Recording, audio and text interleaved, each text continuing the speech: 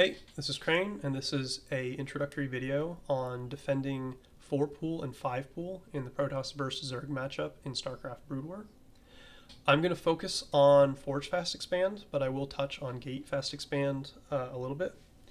And also I want to note that I will use the terms 4-pool and 5-pool basically interchangeably because our reactions are very similar in both cases.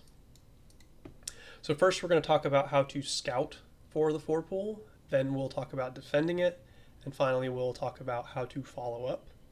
So to scout, obviously with a Forge Fast Expand, we're going to send our probe right after we start this pylon. And since this is Eclipse, we're guaranteed a first scout. So when we get this first scout, we'll see that the spawning pool is very nearly finished, and that tells us it's a 4 or a 5 pool. If you forget, because sometimes as a new player I know it's hard to remember, okay, is it at 50% or full or what, you can always count the drones. So there's only 4 drones here, so we know that this is a 4 pool.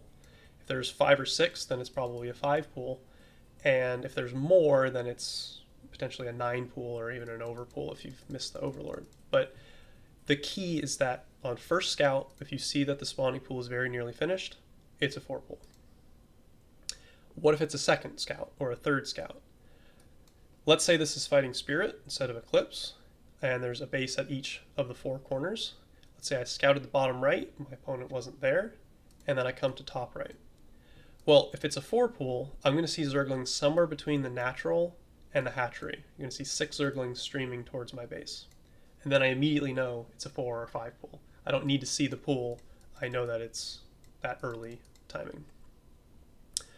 What about a third scout? Well, if I scout bottom right and top right and they're positioned in the top left and they went for a 4 pool, I'm dead. The Zerglings will show up at our natural before we know that it's a 4 pool, and we will lose the game from there.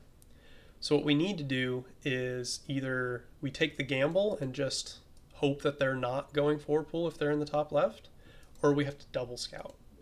So if you want to double scout, the probe that makes this forge here can scout in the 3rd scouting position, and then you can scout if there's a 4 pool coming or not and react accordingly. So we know how to scout for a 4 pool. Now what do we do about it? So we have to make our forge at the natural because that's where our only pylon is. And we're going to keep cutting probes and make a pylon in our main. Ultimately, we're going to make a cannon right in our mineral line, and that will protect all of our probes. It'll protect our nexus, a pylon, and the gateway that we're going to make here. And that's how we stabilize. The position of this cannon is very important. We want to put it somewhere that we can drill to protect it. We want to be able to drill to the geyser or down to this bottom mineral or the top mineral in order to cover all angles that Zerglings could get to this cannon. And the reason is you will not finish this cannon by the time the Zerglings arrive against a optimal 4 pool. So these Zerglings arrive and my cannon is not going to be finished. So he's going to poke, try to kill the cannon if he can, or he'll at least poke on these probes. So I drill to protect it. And then once this cannon's up, we're safe. We're golden. And notice how far ahead we are. We have 14 probes versus 4 drones.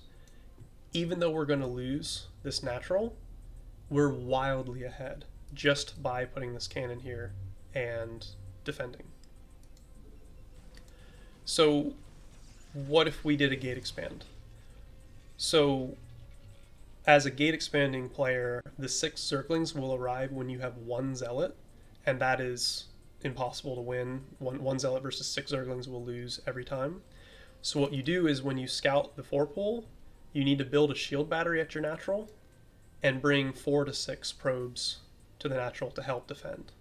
So 1 Zealot plus 4 to 6 probes will buy enough time to have the shield battery come up and for a 2nd Zealot to pop. And once you have that, you just need to fight these Zerglings and try to keep them out of your main. And then you're basically wildly ahead in that situation as well. If they do get into your main, you just need to use your probes to drill and fight the Zerglings. Maybe send 1 Zealot to the main and 2 to the natural or whatever. But one gate of Zealots is going to be easily holding one hatchery worth of Zerglings from this far away. So it's pretty straightforward once you learn how to do the micro. But let's say let's go back to the Forge expand. Let's say we've defended. How do we follow up? I think 2-gate is always the correct answer for following up after defending a 4-pool. And the reason is our opponent has 4 drones that can really only support 1 hatchery worth of production. So we want to lean on them as hard as possible to force as many Zerglings and as few drones as we possibly can. And the best way to do that is a 2-gate. If we went for tech or if we expanded, that gives Zerg an opportunity to drone a lot and take a natural and saturate that as well and potentially get back into the game. But if we constantly produce Zealots, they can't really get back into the game. So this first Zealot's going to help defend against these Zerglings. But once we have 3 Zealots, we're going to send. And just constantly lean on our Zerg opponent. You don't need to have exceptional micro here. There's really 2 things that you should be focusing on in these situations. Number 1 is to fight when you're strong. And what I mean by that is you may see fights that you can win, but you want to take fights that you win efficiently. So for example, right here, I have 3 Zealots and there's 10 Zerglings. I can win that fight. If I take this fight, my Zealots will probably win with decent micro, but they'll barely win. I might have 1 or 2 Zealots left that are at low health, so I don't want to take that fight. I want to meet up with these Zealots back here and take a better fight with 5 Zealots against these 10 Zerglings. So I can retreat with my Zealots as far as I can. You know, he caught them a little bit here, but I'm able to engage with 5 Zealots instead of 3 and trade very efficiently. So you always want to focus on doing that as much as you can. You want to pressure. If you can take the fight and win it easily, take the fight. If you can't, then retreat and regroup with your reinforcements and then take a better fight. The second thing to focus on is protecting your low health Zealots as much as you can. I make a mistake here, I'm going to lose a Zealot here. But in general, you want to take these low health Zealots like this one and pull them back so that you don't lose them, since they can regenerate shields. And also when Zerglings are fighting high health Zealots, your low health Zealots can still attack. So you want to keep them alive as long as you can. So we're going to just pressure the Zerg. We're going to keep on bouncing in and out, regrouping with our reinforcements, pressuring, backing up. And behind it, we're going to take a Nexus. This is safe because Zerg really can't tech as we are pressuring here. They have to just constantly produce Zerglings. So that allows us plenty of time to get a Nexus up. We're going to get a Forge up and then start our tech because their tech is so unbelievably late. And really we can continue to do this until Zerg has speed. Once Zerg has speedlings, our pressure really has to end because speedlings are so good against slow Zealots. So once he has speed, we have to retreat. But if we efficiently build our Nexus and our Forge, we're going to have a cannon up in time before speed comes. So just to summarize the follow-up, we're going to go for a 2-gate. We're going to pressure as hard as we can.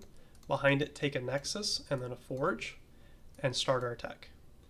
And then around the time that they get Zergling speed, which is highly variable on the game, I can't tell you an exact timeline of when that'll be, but when he has Zergling speed, we want to have a cannon up and ready to block off our choke, and then we're just going to macro out of it. And notice here, it's 24 probes to 6 drones, and I have 2 Nexuses, and I'm going to have 2 Nexuses producing probes, and our tech's going to be up in no time. So we are wildly ahead. It's almost impossible to lose this game from here. And that's all because of the pressure we put on. So I think that's about it. I hope everything makes sense, and I hope you beat a lot of 4 pools.